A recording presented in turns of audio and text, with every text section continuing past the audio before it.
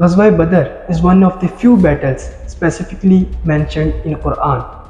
یہ معرکہ 17 رمضان المبارک 2 ہجری کو بمطابق 13 مارچ 624 عیسوی کو ہوا۔ بدر ایک گاؤں کا نام تھا جہاں سال کے سال میلہ لگتا تھا۔ اس سے ملحقہ ایک میدان جو کہ چاروں طرف سے پہاڑوں میں گھرا ہوا تھا اور اس میدان کی لمبائی 5.5 میل تھی۔ اس میدان کا زیادہ تر حصہ ریتلا ہے اور بقیہ حصہ میں ریتلے پتھروں کی چٹانیں پائی جاتی ہیں۔ مکہ کے جنگ پسندوں کا وہ لشکر جو کاروان تجارت کی حفاظت کے لیے مکہ سے نکلا تھا، تیزی سے منزلیں مارتا ہوا بدر میں پہنچا اور پہاڑ کے دامن میں اس وادی میں جا پہنچا جسے الجفا کہا جاتا ہے۔ اس وادی میں پہنچتے ہی انہیں ابو سفیان کا میسج ملا کہ کاروان تجارت محفوظ ہے، آپ لوگ واپس لوٹ آؤ۔ لیکن اس کا رپلائی ابو جہل نے اس طرح کیا کہ واللہ میں اس وقت تک واپس نہیں آؤں گا جب تک میں میدان بدر میں نہ پہنچ جاؤں۔ ہم وہاں 3 دن رہیں گے، کاٹنے کے قابل اونٹ کاٹیں گے، کھانا کھائیں گے، شراب پئیں گے، لونڈیاں ہمارے سامنے گائیں گی، ناچیں گی۔ ہم وہاں 3 دن گزاریں گے۔ بدر کے گاؤں والوں کو پتہ چلے گا کہ ہم یہاں پر آئے ہیں، ہمارا رعب و دبدبہ وہاں پر پڑے گا۔ بس اسی عزم کے ساتھ ان کا قافلہ میدان بدر کی طرف رواں دوا تھا، اور دوسری طرف اسلام کا وہ لشکر جو 313 مجاہدین پر مشتمل تھا، حضور جناب رحمت صلی اللہ تعالیٰ علیہ وسلم کی قیادت میں میدان بدر میں کفار مکہ کے بعد پہنچا اور حضور کے حکم سے وہاں پر خیمہ زن ہو گیا۔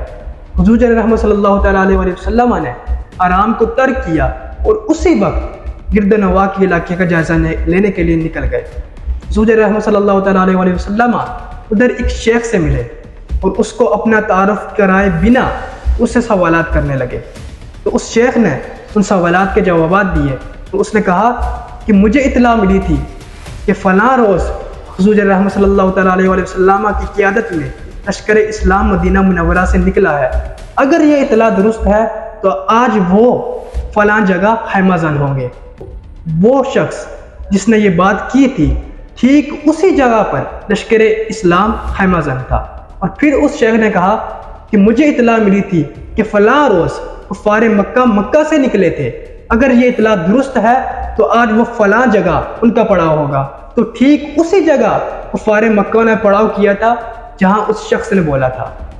حضور رحمت صلی اللہ تعالیٰ علیہ وسلم آپ اپنے لشکر میں واپس تشریف لے گئے اور شام ہوتے ہی حضور نے شیخ کی بتائی ہوئی نشانیوں کے مطابق 3 بندوں کی قیادت میں ایک جماعت بھیجی۔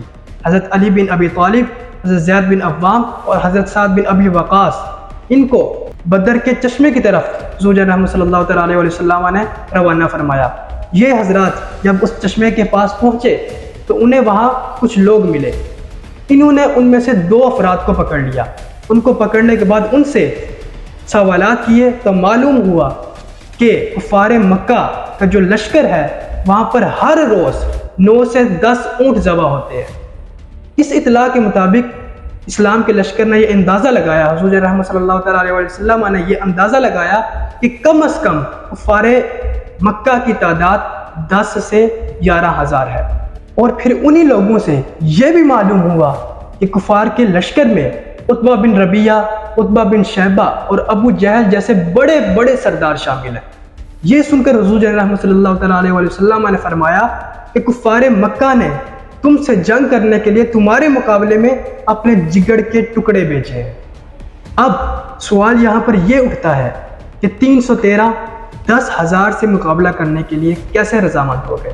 علماء کرام فرماتے ہیں کہ اس کی بے شمار وجوہات ہیں، لیکن ایک وجہ یہ بھی ہے کہ ان 313 کا آپس میں اتفاق تھا۔ بیسیکلی اگر دیکھا جائے تو اس صدی میں اور پچھلی صدیوں میں جتنی صدیاں گزر گئی، ان میں جب بھی ایک لشکر کی ترکیب دی جاتی تھی تو جو فوجی جرنیل ہوتا تھا، سمجھدار فوجی جرنیل، وہ اس بات کو نگاہ میں رکھتا تھا کہ جب ایک لشکر کی، ایک آرمی کی ڈویژن کی جائے تو ان کے درمیان ہم قوم، ہم زبان، ہم طبع لوگوں کو شامل کیا جائے تاکہ ان میں رقابت نہ آ سکے۔ لیکن لشکر اسلام دنیا کا وہ واحد لشکر تھا جو رنگ، زبان، قوم پر مشتمل نہیں تھا، بلکہ صرف اور صرف اتفاق پر مشتمل تھا۔ 313 افراد کے اس لشکر میں ابن ہاشم کی تصریح کے مطابق مکہ کے قبیلہ قریش کے 13 خاندان شامل تھے اور مدینہ منورہ کے اوس اور خزرج کے 33 خاندان شامل تھے، یعنی کہ ٹوٹل 46 خاندانوں نے اس جنگ میں حصہ لیا، اور ان میں سے اکثر خاندان اسلام سے پہلے آپس میں بہت سخت دشمن تھے، جیسے کہ ابن ہاشم اور عبد مناف اور اوس اور خزرج، لیکن اب ایک خدا، ایک رسول، ایک قرآن، ایک مرکز، یعنی کہ ایک قانون کے سائے تلے ایک مضبوط لشکر بن گئے تھے۔ اس لشکر میں حضور رحمت صلی اللہ تعالیٰ علیہ وسلم کے خاندان بنی عبد مناف کے لوگ بھی شامل تھے، اور یہ وہی لوگ تھے جن کے خوف کی وجہ سے کفار مکہ حضور رحمت صلی اللہ تعالیٰ علیہ وسلم پر براہ راست حملہ نہ کر سکا۔ اب جب 313 اور 10,000 کا لشکر آمنے سامنے تھا اور انہوں نے ایک جنگ کا ارادہ کیا، تو حضور رحمت صلی اللہ تعالیٰ علیہ وسلم نے ایک ایسی حکمت عملیہ بنائی جس کو دیکھ کر سارے کے سارے کفار دنگ رہ گئے۔